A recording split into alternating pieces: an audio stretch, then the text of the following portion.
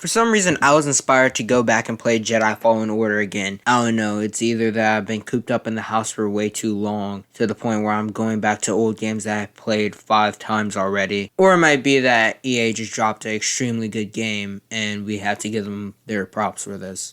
I don't know. This time playing the game, it hit me heavy that we haven't gotten any Jedi Fallen Order sets yet. Now, this isn't the first time I've had this thought. Like, when I first got the game, I was saying to myself, this would make a good scenery for a set. I wonder when LEGO's gonna release that. And like the second playthrough, I was like, why haven't we gotten any sets about this? What's happening right now?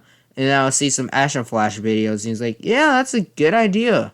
Why haven't we gotten any Fallen Order sets yet? And then that news dropped about LEGO, the designers, not knowing that Jedi Fallen Order was going to be only rated T, so they did not make any sets on it. Which was really weird because, you know, it's Star Wars. This isn't Mortal Kombat or Doom or anything. There's not going to be blood. Like, it's Star Wars. But those guys, the design team is really out of touch right now, and it's really unfortunate. They didn't even know the Jump Troopers were in Star Wars Battlefront 2. Like, they say they're part of the community, and time and time again, they shows that they're really not. Anyways, I was inspired by the new Star Wars summer theme that got leaked/revealed depending on when this video comes out. And this entire theme just seems to be Clone Wars and Mandalorian. And I got incredibly inspired at this point to make an entire video about Fallen Order sets following the same format of this summer list. So the $20 Duel on Mandalore would be a $20 Fallen Order set. Only with the caveat is I'm going to add a battle pack, since in a recent interview with the design team, ironically, they mentioned that battle packs have not completely gone away, so I'm going to add them to this list. And I'm also going to add pricing to it, and I'm going to use dollars. Starting off with the battle pack, the $15 battle pack. This one, I wouldn't say was the hardest. It stumped me for a while. Now, when I first started thinking of these sets, I was like, they did with the Knights of Ren. I'm going to add a Purge Trooper here, a Purge Trooper there, change up each of the weapons for each set they're in.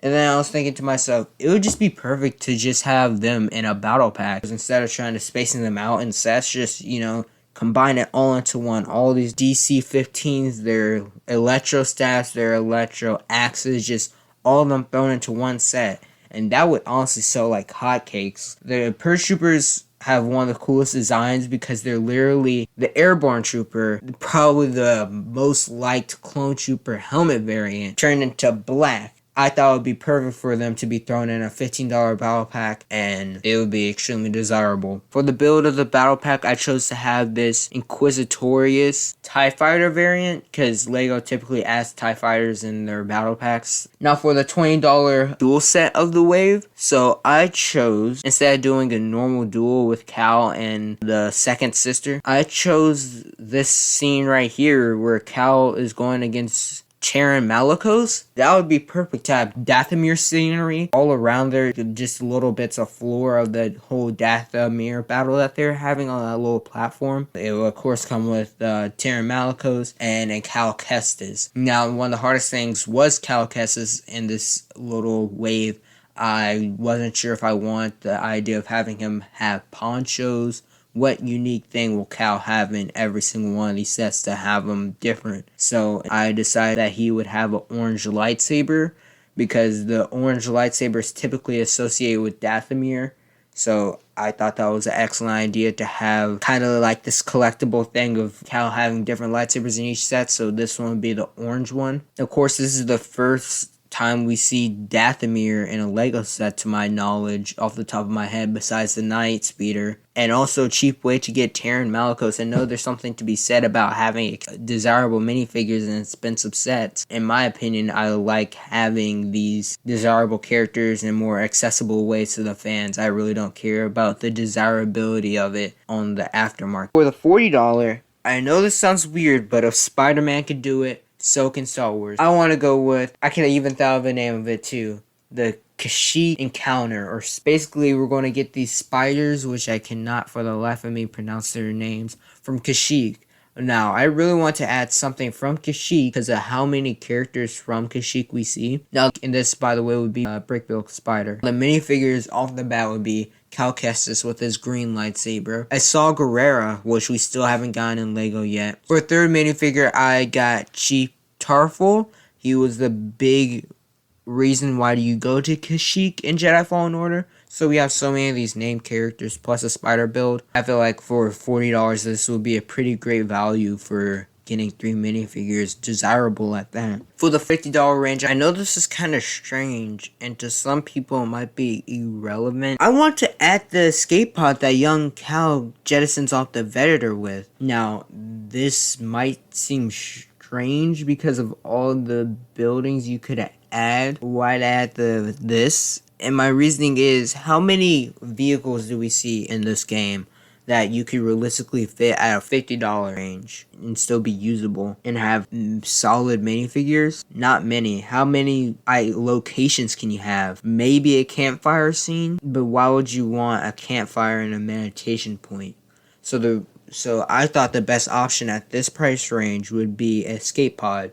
Now, the minifigures would really save the set, because as cool as this Escape Pod is, and finally some more Clone Wars era vehicles, this set would come with a young Cal Kestis. This would be the only realistic opportunity to get a young Cal Kestis in anything Jedi Fallen Order related, because besides these little scenes at the Jedi Temple, he wouldn't be in many locations.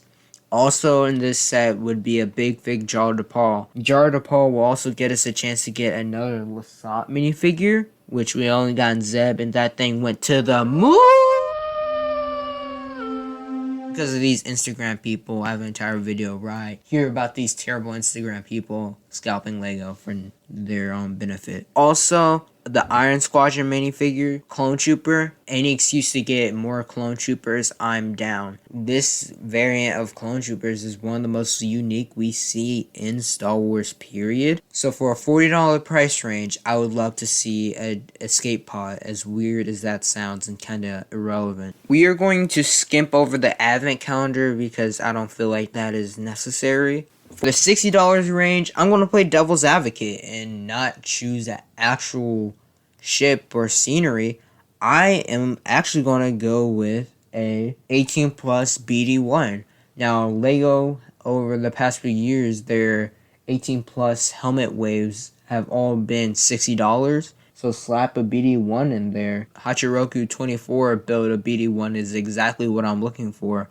All the rest have been way too bulky and fat. And while this Hachiroku one is kind of flimsy, like I built it out of my own personal parts and I'm missing a few, but it mainly works, it is quite flimsy. So of course Lego can add some of their pizzazz to it to make it more functionable and more of a display piece, and then boom, a BD1 would be absolutely perfect for one of the most iconic companions of Jedi Fallen Order. Now for the minifigure, it was of course whatever mold they would come up with, BD1 that would appear in every single set with Cal Kestis. Now for the $100 range, I chose the TIE Reaper. We haven't gotten a TIE Reaper in Star Wars, in Lego Star Wars yet, and from at least my personal opinion, one of my favorite designs in Star Wars, we have not gotten. I'm always been a TIE Fighter guy, and if we're taking Squadrons for example, we have gotten every single one of these ships from Squadrons except the TIE Reaper, and it just so happens it also appeared in Jedi Fallen Order. $100 seems appropriate for a build so big, and Lego also loves their TIE Fighter, so it could fit their TIE Fighter quota. For minifigures, I chose the second sister, Trilla. She would be perfect in the set, and a big desirable $100 set. It would be a perfect way to get her. The nice sister, as she appeared in the beginning of Jedi Fallen Order. This of course would take place on Baraka, so I chose the ninth sister, as well as Cal Kestis and his Baraka poncho with his natural blue lightsaber, and a prop minifigure, since we have gotten an Abu Neto yet in Lego. So it would be a perfect way to get an Abu Neto for the first time. More diverse alien species, which I have been preaching for a while now. And this set would be filled with different alien species, as well as a Purge Trooper, probably the one who holds the DC-15 rifle, which is the one we see the most in the scene. For the $130 set, I had to, of course, choose a massive Ogdu Bogdu. Now, what's perfect more than an Ogdu Bogdu and a pink poncho Cal Kestis? No, I'm joking. It would of course be the Stinger Mantis. Come on, Lego. We desperately, out of anything from Jedi Fallen Order, we need the Stinger Mantis. It's quickly grown on many fans to be one of their favorite ships in Star Wars. The homey vibe you feel from it, where you see the kitchen, the little garden / planetarium, where he eats, where he meditates, where you construct your lightsaber. This would go perfectly in the set. It is crazy we have not gotten the set yet. It is probably #1 on my most desired sets in LEGO period. And it would be this original blue color, the more iconic one. Now the minifigures in this would be, of course, be Seer Junda and her guitar. I forget the name of it. It's gonna pop up on the screen once I remember it. As the accessory, and also her lightsaber. And her hilt would actually be brown. They also come with Grease, more alien designs. Come on, Lego, that's all we need.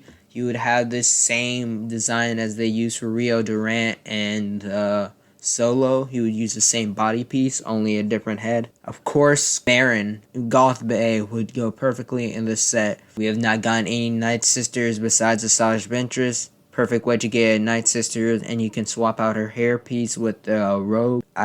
She's become a meme as the Goth girlfriend, so Lego, Marin, come on, get on it. Of course, Cal Kestis, and he would have a purple lightsaber just to, constantly keep it unique.